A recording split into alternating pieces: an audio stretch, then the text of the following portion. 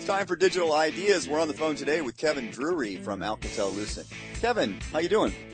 I'm doing well. Thank you. Well, over the past 12 months, we've seen a large increase in the number of operators showing an interest in OTN, or Optical Transport Networks. Why is this? Actually, it's a trigger that's associated with the once-in-a-decade transition to wavelength networking at 100 gig.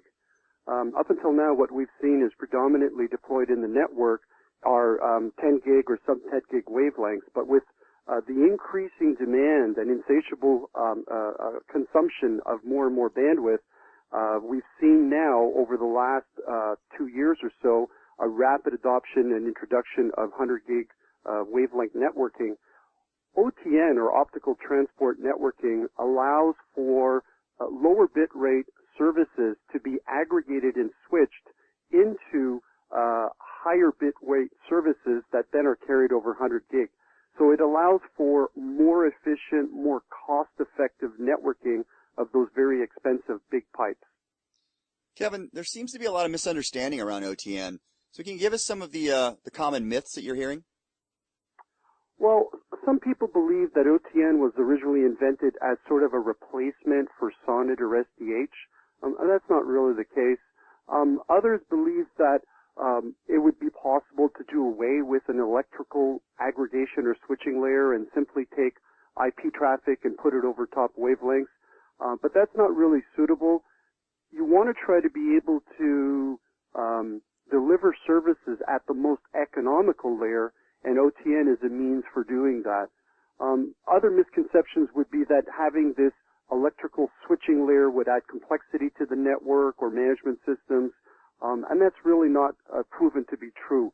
In fact, OTN is a very significant technology in the sense that it's a sort of transparent adaptation layer that allows for multiple protocols, multiple types of services, all to be adapted to sort of a common payload and then aggregated together for transport. All right, final question. So what interest has Alcatel-Lucent seen from its customers in providing network solutions that include OTN? Well, again, we were very quick leader in the market for 100 gig. In fact, we were the first vendor to introduce a single carrier 100 gig to the marketplace back in June 2010. And as of the end of last year, we had shipped more than 10,000 ports of 100 gig. Now, in conjunction with that, what we've seen is in the last year, we've doubled our OTN customer base because these customers are looking for that more efficient, more cost-effective filling of those large 100 gig wavelengths.